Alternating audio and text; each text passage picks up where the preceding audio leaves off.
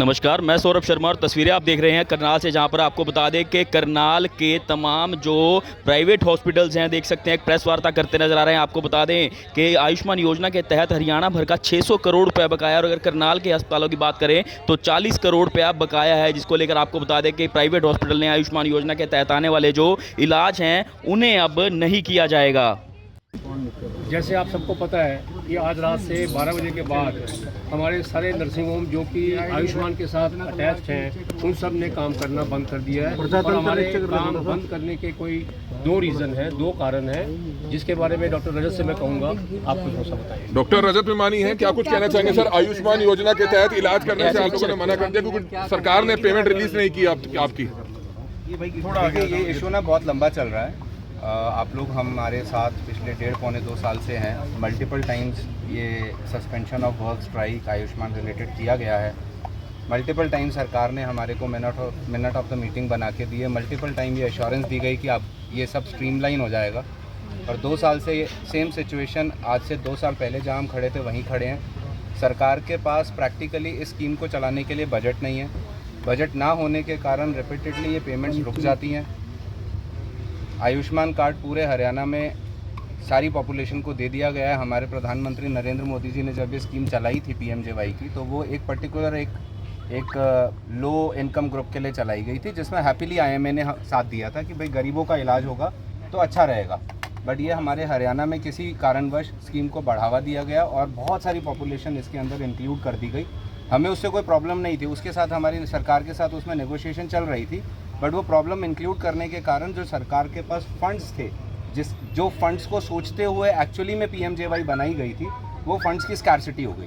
Because एक चीज़ 20% लोगों के लिए बनाई गई है। अगर 75% लोग उसके अंदर इंक्लूड हो जाएंगे तो पैसे उसी हिसाब से पैसों का आवंटन करना पड़ेगा, जो कि सरकार ने नहीं किया। और हर बजटरी सेशन में आईएमए ने हमेशा यही रखा गया कि इतने हज़ार करोड़ की ज़रूरत है, वो आप अप्रूव करो। पिछले 2 साल को देखते हुए आईएमए ने 2-3 महीने पहले जो एसीएस और मिनिस्टर्स के साथ मीटिंग हुई थी, उनको कहा था कि 2000 करोड़ मिनिमम चाहिए अगर आपको ये स्कीम हरियाणा में सक्सेसफुली चलानी है।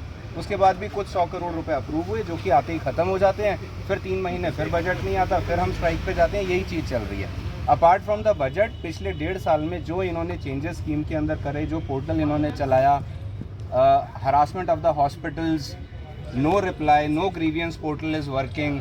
हम हॉस्पिटल को कोई तरीका ही नहीं है कि हम स्टेट के साथ कोई बात कर सकें, और जो हम मेल्स करते हैं उनका हमें कोई रिप्लाई नहीं मिलता।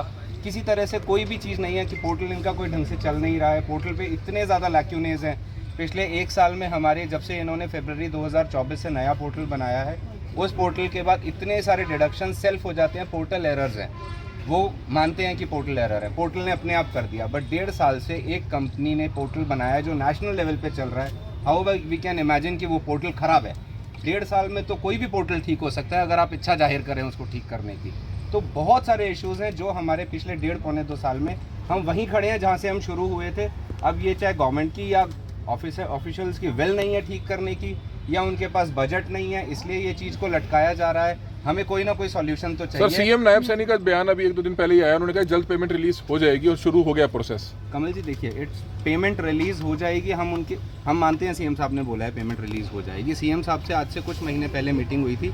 सीएम साहब ने एसीएस साहब और सबके सामने ये एश्योरेंस दिया था जो प्रॉब्लम्स आपको आ रही हैं वो दोबारा नहीं आएंगी। बट उस मीटिंग के अंदर जो एमओएम बने, जो साहब के ऑर्डर थे सीएम साहब के, आज तक वो किसी ने कोई फॉलो नहीं किए। गवर्नमेंट की मतलब एसएचए की तरफ से हमारे को कोई भी सॉल्यूशन नहीं मिला। लेकिन अब गरीब लोगों का आपको लगता है कि इलाज नहीं होगा तो वो भी परेशान होंगे? करनाल के अंदर कितने हॉस्पिटल हैं, रोजाना कितने मरीज आते हैं? बहुत 50 हॉस्पिटल्स के आसपास करनाल में हम सर्विस प्रोवाइड कर रहे हैं। अब ये डेटा तो बहुत मुश्किल है बताना कि, बट यस, सर बजट जारी हुआ है, कुछ बता रहे हैं बजट जारी हुआ, इससे गरीबों को काफी दिक्कत आएगी, मानते हैं? डेफिनेटली आएगी जी। हम उसके लिए खेद प्रकट करते हैं कि गरीबों को दिक्कत आएगी, बट हमें भी तो कोई सॉल्यूशन चाहिए। मशीनरी सिंगल साइड से एफर्ट करने पे नहीं चलती है। हमें भी एफर्ट चाहिए कि गवर्नमेंट की तरफ से दिल से एफर्ट करा चाहिए ये स्कीम को चलाने के लिए, ताकि हम मिलके ये स्कीम चला। करनाल और प्राइवेट अस्पताल लेवल पे का बैलेंस है। करनाल का अप्रोक्सीमेटली 40 करोड़ के आसपास होगा। हरियाणा का कल कल की ACS की मीटिंग में उन्होंने बताया अप्रॉक्सीमेटली 600 करोड़ रुपए के आसपास पेंडिंग है। 100 करोड़ के 125 करोड़ हमने अप्रूव कर दिए हैं, बाकी हम अगले बजटरी सेशन 40 करोड़ करनाल का है। हाँ, अंदाजे से। सर, इसमें कुछ 4 बीमारियां ऐसी थी जिनको बंद कर दिया गया था सरकार ने, 5 का इलाज। 5 बीमारियां, देखिए अब हम इसको फिर से कंफ्यूज कर रहे हैं। कौन सी बीमारी का इलाज करना है, कौन सी बीमारी का इलाज नहीं करना, वो प्राइवेट हॉस्पिटल्स के हाथ में नहीं है, वो गवर्नमेंट के ऑर्डर्स है। गवर्नमेंट चाहती है इन 20 बीमारियों का इलाज करो तो हम उन 20 का ही करेंगे। आपके हाथ में कार्ड पकड़ा दिया गया, आपको ये कह दिया गया है कि जाओ प्राइवेट में इलाज करा लो। इस कार्ड के पीछे एक पूरी लिस्ट ऑफ बीमारियां हैं जिसका इलाज हम नहीं कर सकते, क्योंकि वो गवर्नमेंट ने रिजर्व कर रखी हैं। वो पॉलिसी का मैटर है, वो हमारा मैटर ही नहीं है। हम इस चीज के लिए फाइट ही नहीं करना चाहते। सरकार के किसी नुमाइंदे से लगातार हाई लेवल पे बात चल रही है, जिसके बाद कोई सोल्यूशन ना मिलने के कारण इस स्ट्राइक का डिसीजन लिया गया। तो अंत में आप क्या चाहते हैं, सरकार से क्या चाहते हैं? अब आप हम सरकार से चाहते ये नहीं कह सकते जी, जब तक अब ये सब कुछ स्ट्रीमलाइन नहीं होता तब तक ये रहेगी स्ट्राइक। तो सरकार से चाहते हैं कि आगे आएं और इस सारे सिस्टम को स्ट्रीमलाइन करने की कोशिश करें।